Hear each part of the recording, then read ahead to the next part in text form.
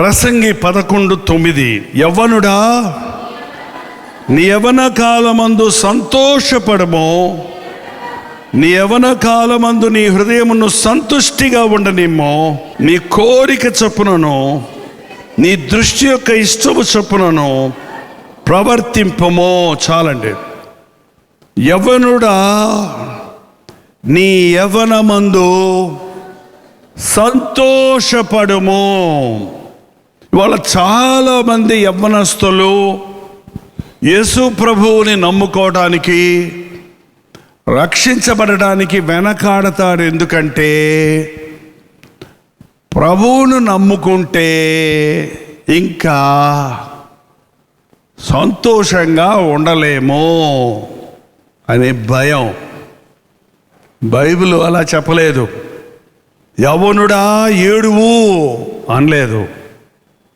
యవ్వనుడా నోరు మూసుకో అనలేదు. యవ్వనుడా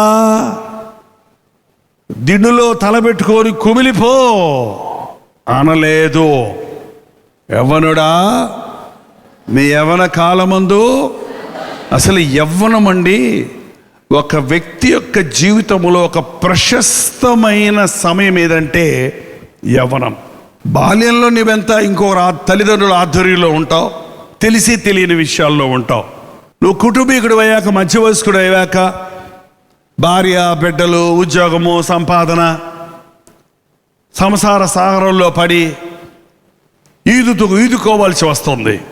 కానీ యవ్వన కాలంలో అది పరిపక్వతను పొందే సమయం, అది నేర్చుకునే సమయం, నేర్చుకున్న దానిని ఇంప్లిమెంట్ చేసే, అంటే ఆ నేర్చుకున్న దానిని ఉపయోగించేటువంటి సమయం. ఏ టైమ్ ఆఫ్ ఎక్సైట్మెంట్, ఒక ఉత్సాహంతో కూడినటువంటి సమయం, ఒక ఆనందకరమైన సమయం, ఆరోగ్యకరమైన సమయం.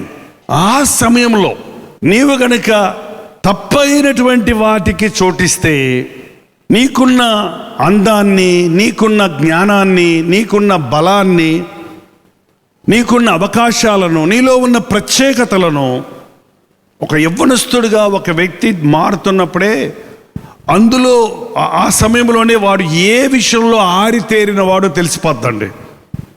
యవ్వన కాలం వచ్చేటప్పటికీ ఈయన సింగరా, మ్యూజిషియనా,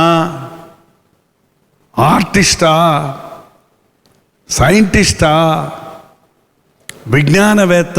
కొంతమంది పిల్లలు చూడండి, ఎప్పుడు చూసినా అవి ఓడగొట్టి మళ్ళీ బిగిస్తూ ఉంటారు. వీళ్ళ పని అదే, వాళ్ళే పగలగొడతారు, వాళ్ళే బిగిస్తారు మళ్ళీ. అంటే వీడు ఏమవుతాడు, వీడికి ఒక క్రియేటివ్ మైండ్ ఉంది. నాటీగా, అల్లరిగా కొందరు చేసిన పనులు యవ్వన కాలంలో వారు చేసిన ప్రయత్నాలలో సఫలీకృతులైనప్పుడు గొప్ప గొప్ప వాటిని కనిపెట్టారు వాళ్ళు. కాబట్టి యవ్వన కాలంలో నిన్ను నీవు అనలైజ్ చేసుకోవాలి. ఏంటి నాలోని ప్రత్యేకత, ఎందుకు నన్ను దేవుడు జన్మింపజేశాడు, నాలో ఉన్న ఒక విశేషత ఏంటి అని మీరు తెలుసుకోవాలి.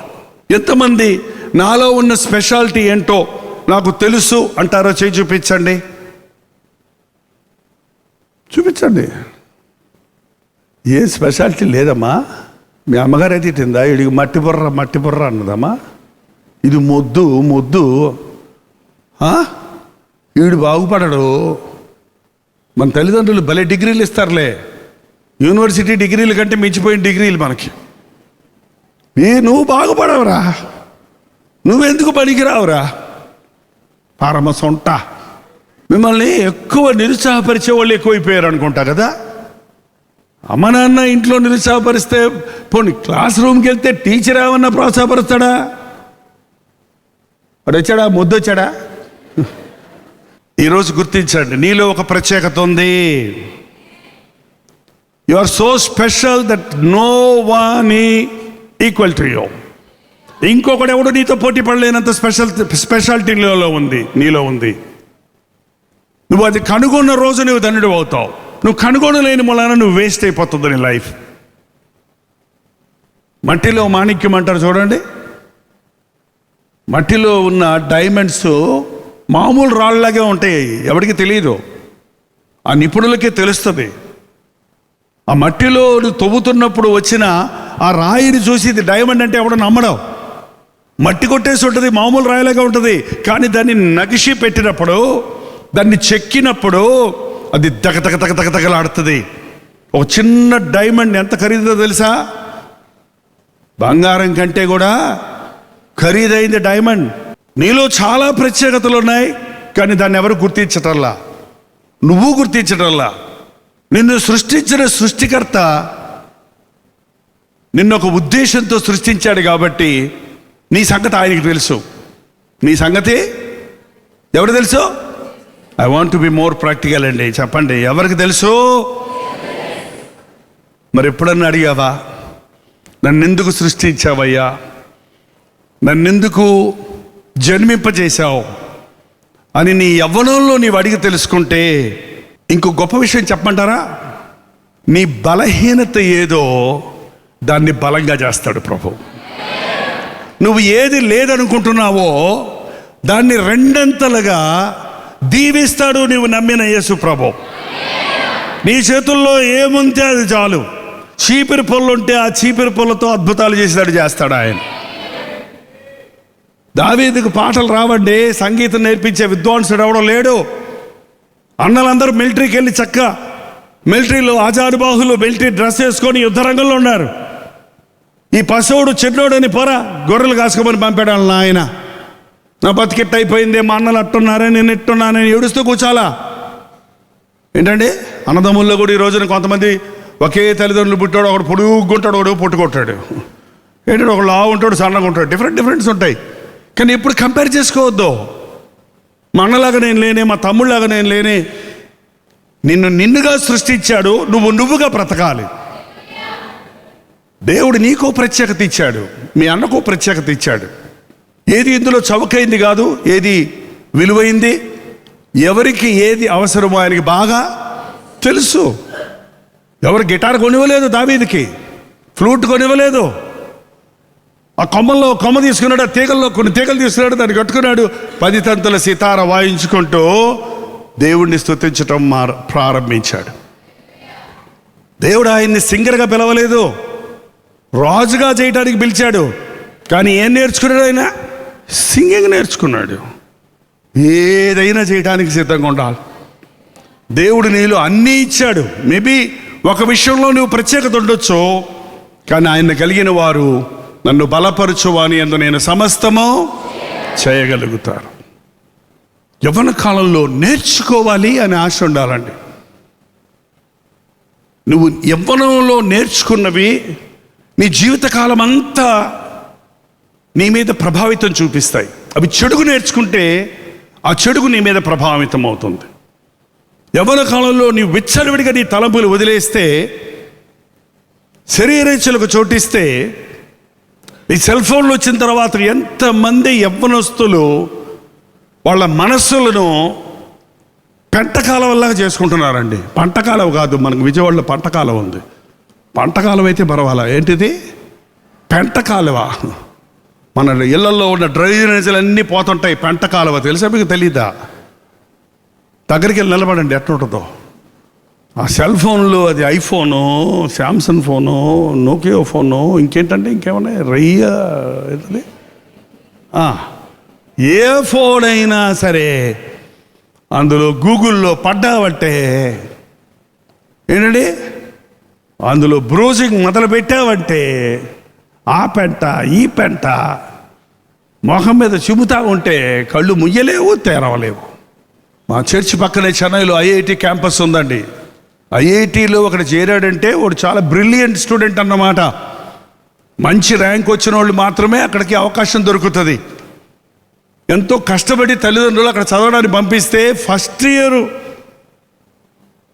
మిడ్లోకి వచ్చేటప్పటికి, లేకపోతే ఎండ్లోకి వచ్చేటప్పటికి అంత చక్కటి స్టూడెంట్స్ డ్రగ్ అడిక్ట్స్ అయిపోతూ, ఫోనోగ్రఫీకి చోటిచ్చి చెడు స్నేహాలు చేస్తూ, క్యాంపస్లోని పెద్ద క్యాంపస్ అది, బయటకు వెళ్తానికి అవకాశం ఉండదు, కానీ లోపటే అన్ని చెడు కార్యాలు చేస్తూ చాలామంది ఏడుస్తూ తల్లిదండ్రులు వచ్చి, మా అబ్బాయి ఎంతో ఆశతో చదివించామండి, అబ్బాయి ఫెయిల్ అయిపోతున్నాడు, చదవటం లేదు, ఏం తమ్ముడా ఏమైంది నీకు అని అడిగితే, నా మనసు అంతా పాడైపోయిందండి, ఫ్రోనోగ్రఫీకి బానిసనైపోయాను. చదువుదామంటే ఆ దృశ్యాలే కనపడుతున్నాయి, చదువు మీద నా మనసును లగ్నం చేయలేకపోతున్నాను, నా ఆలోచనలన్నీ చెడిపోయినాయి, నా తలంపులన్నీ చెడిపోతున్నాయి,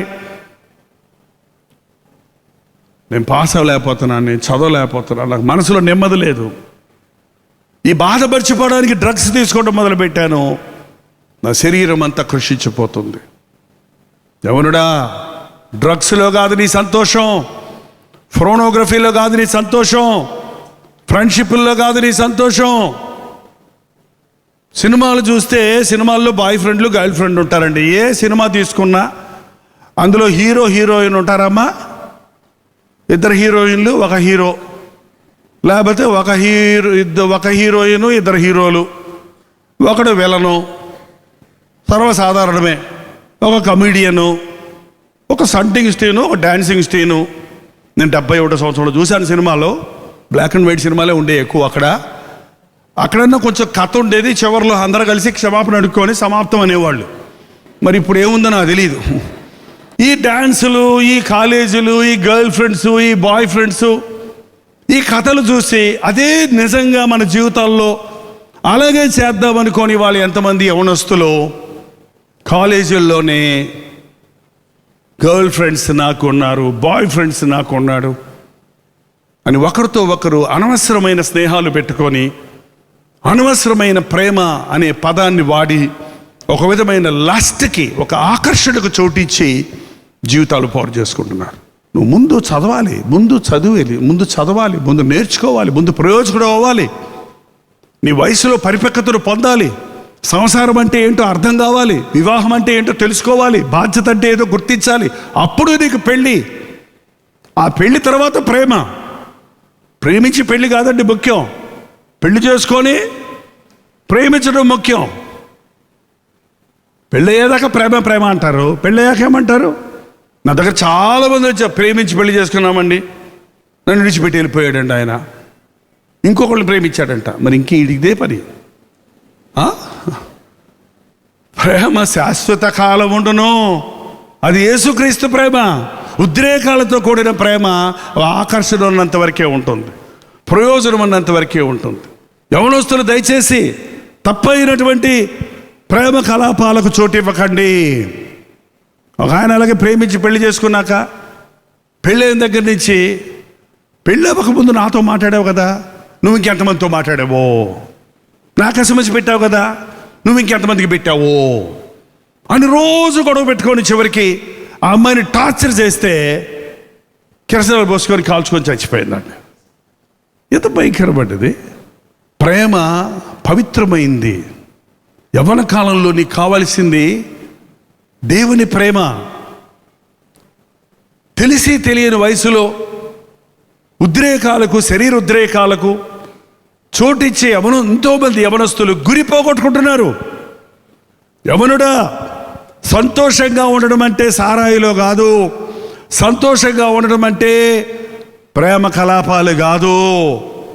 నాకు తెలియక అడుగుతారండి, మేమిద్దరం బాయ్ ఫ్రెండ్స్ము, ఇద్దరం మేము టీ షాప్కి వెళ్ళాము, కాఫీ షాప్కి వెళ్ళాము, లేకపోతే పార్క్ వెళ్ళి కూర్చున్నాం అన్నోళ్ళు, అక్కడ కూర్చున్నప్పుడు సంతోషంగా ఉంటారా? నిజంగా చెప్పండి.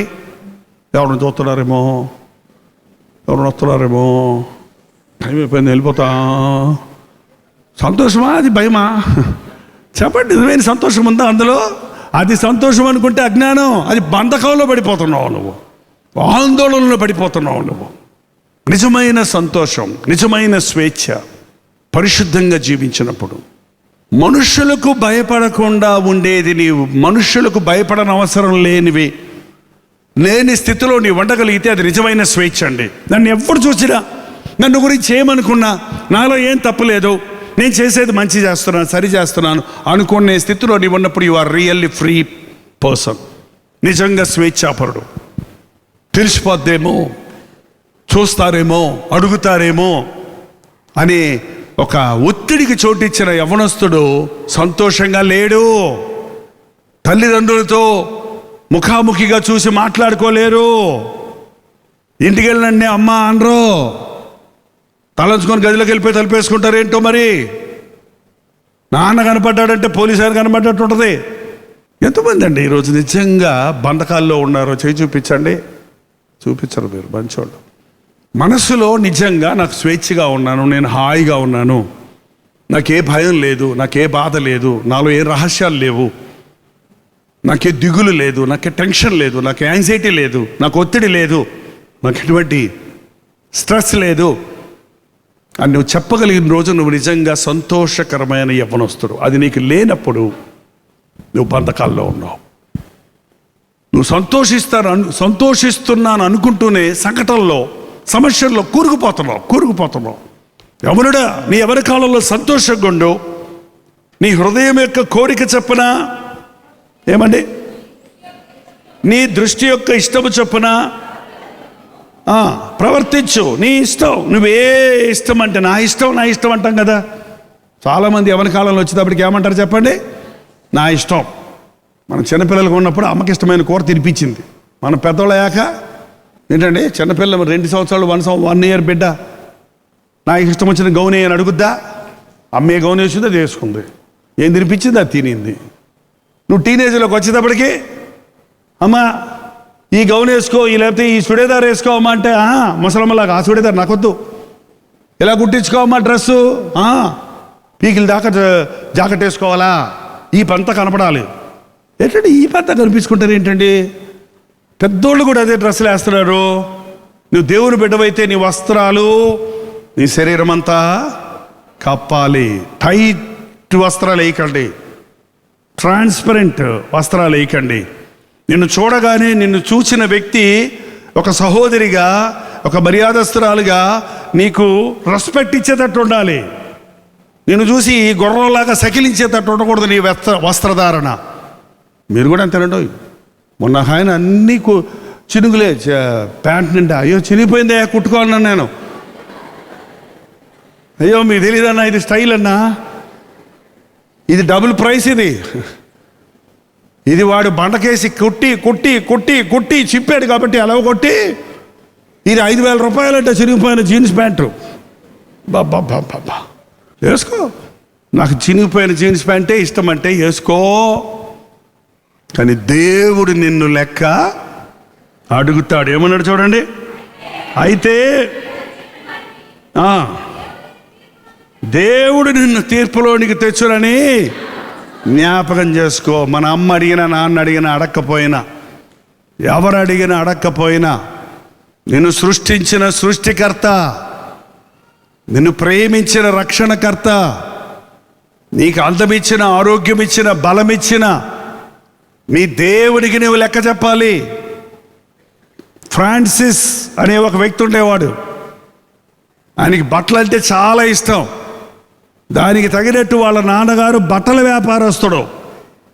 కొత్త రకరకాల రంగుల వస్త్రాలు రాగానే ఆ రోజుల్లో అంగీలు వేసుకునేవాళ్ళు. వెంటనే తనకి ఇష్టమైన సిల్క్ బట్టలు తెచ్చుకొని అంగీలు కుట్టించుకొని రోజుకో డ్రెస్ వేసుకుంటుండేవాడు. ఒకరోజు అతనికి భయంకరమైన రోగం వచ్చింది. కొన్ని నెలలు పడక మీదే ఉన్నాడు. మనిషి పీక్కపోయాడు, చర్మమంతా వాడిపోయింది, ముఖం లొట్టలడిపోయింది, ఎండిపోయాడు.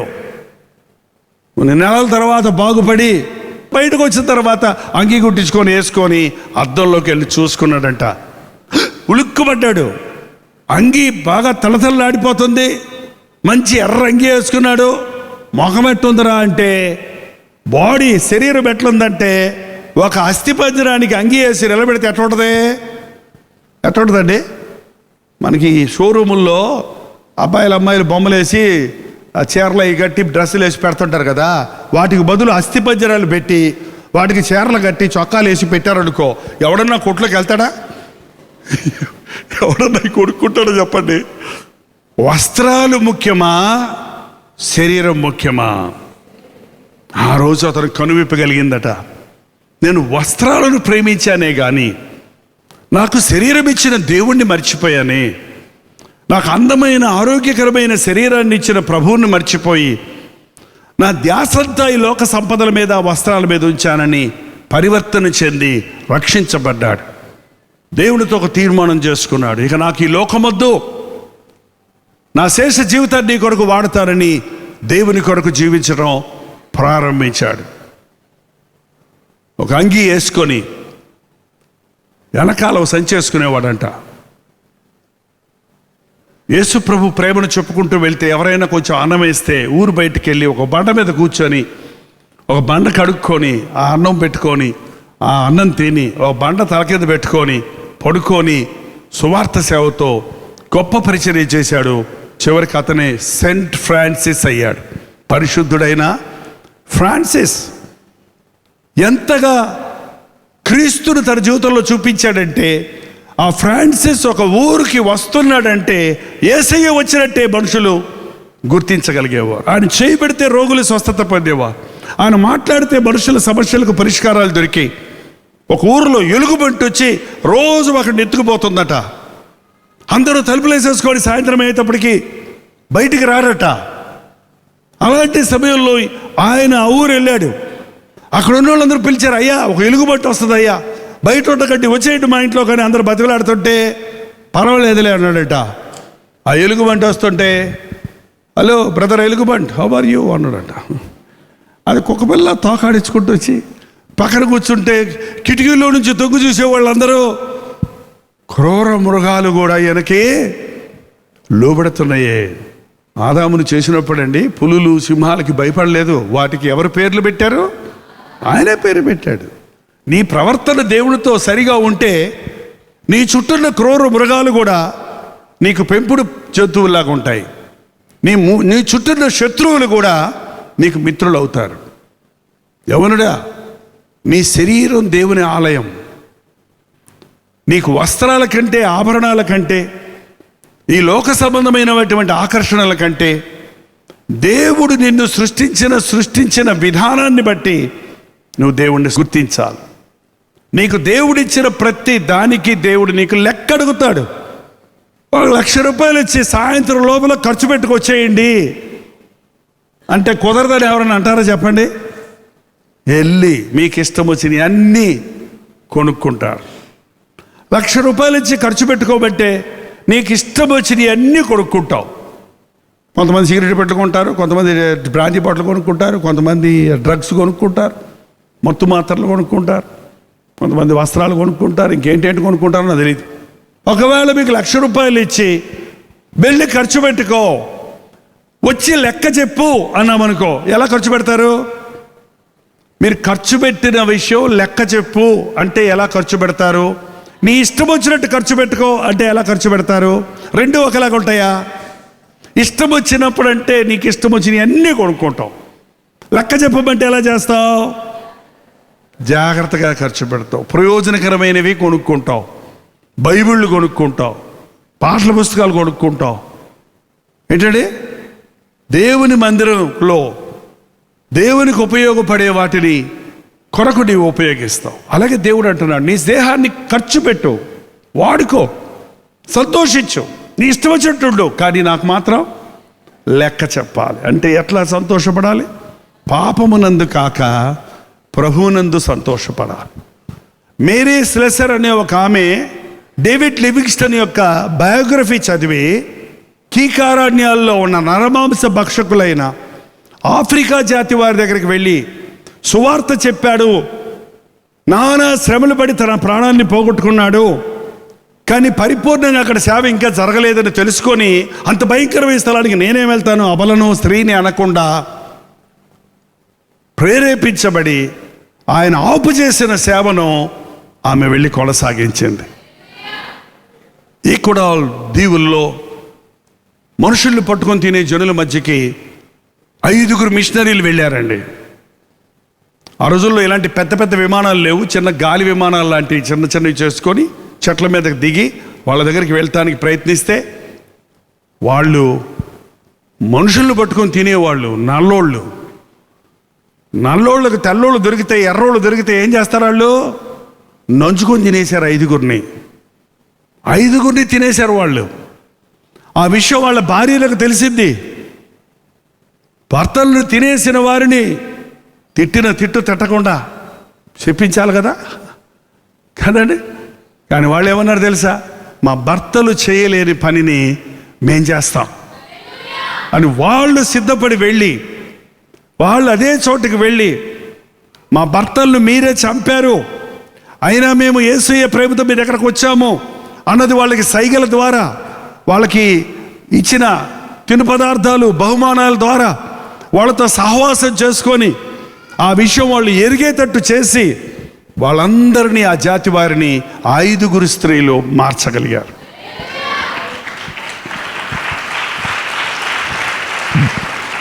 చప్పట్లు కొట్టిన వాళ్ళందరూ ప్రభు కొరకు ఆత్మలను సంపాదించే వీరులవుదురుగాక.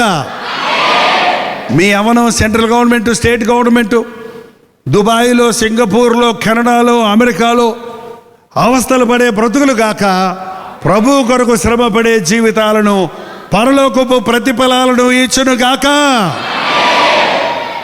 లేచి నిలబడండి. ప్రార్థన. దేవుడికి నువ్వు కావాలి. దేవుడు నిన్ను సంతోషంగా ఉంచాలని ఆశపడుతున్నాడు, నిన్ను ఫ్రీగా ఉంచాలని ఆశపడుతున్నాడు, నీవు ఆయన యందు ఆనందించాలని ఆశపడుతున్నాడు, నిన్ను ఆయన వాడుకోవాలని ఇష్టపడుతున్నాడు. నువ్వు నా సొత్తు, నువ్వు నాకు కావాలి. నీ తల్లి గర్భంలో ఉన్నప్పుడే నేను నిన్ను ఎరుగుదును, నీకు ఒక ప్రత్యేకతనిచ్చాను. నువ్వు లోకంలో సంతోషిస్తున్నావు, నువ్వు పాపంలో సంతోషిస్తున్నావు, నీకు ఇచ్చిన దాన్ని పాపములోనే ఉపయోగిస్తున్నావు. నిన్ను విలువ పెట్టి నేను కొన్నాను. ఒక్క నిమిషం ప్రభుతో చెబుదాం.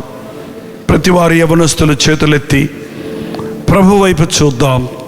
పరిశుద్ధుడా, ప్రేమగల తండ్రి, ఈ ఆగస్ట్ 15 ఈ భారతదేశానికి స్వతంత్రత వచ్చిన రోజున మేము స్వతంత్రులం కావాలని, మేము క్రీస్తునందు ప్రయోజకులుగా బ్రతకాలని, మా బ్రతుకులను మరొక్కసారి పరిశీలన చేసుకొని మమ్మల్ని మేము నీకు అప్పగించుకోవాలని కూడి వచ్చినామయ్యా. నీవు ప్రేమించిన, నీవు దీవించిన, నీవు ఆశించిన ఈ యవ్వన సహోదర సహోదరులను ఒక్కొక్కరిని చూడయ్యా, వారి గుండెల్లోనికి చూడయ్యా, వారి స్థితిని ఎరిగి వారిపై జాలిపడి నీ గాయపడిన హస్తముతో వారిని ముట్టునాయనా. నిరుత్సాహము నుండి మమ్మల్ని విడిపించు, నిర్లక్ష్యము నుంచి మమ్మల్ని విడిపించు, జాగ్రత్త నుండి మమ్మల్ని తప్పించు. పాప బంధకముల్లో ఉన్నవారిని నజరేయుడైన యేసుక్రీస్తు నామములో విడుదల చేయించున్నాము తండ్రి. ఓడిపోయిన శత్రువైన సాతానికి ఇక మీద నా మీద ఎటువంటి అధికారము లేదు.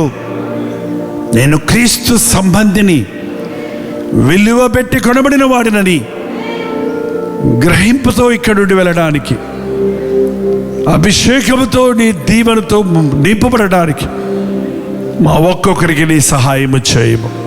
యేసు క్రీస్తు నామములో అడుగుచున్నాము తండ్రి. ఆమేన్, ఆమేన్, ఆమేన్.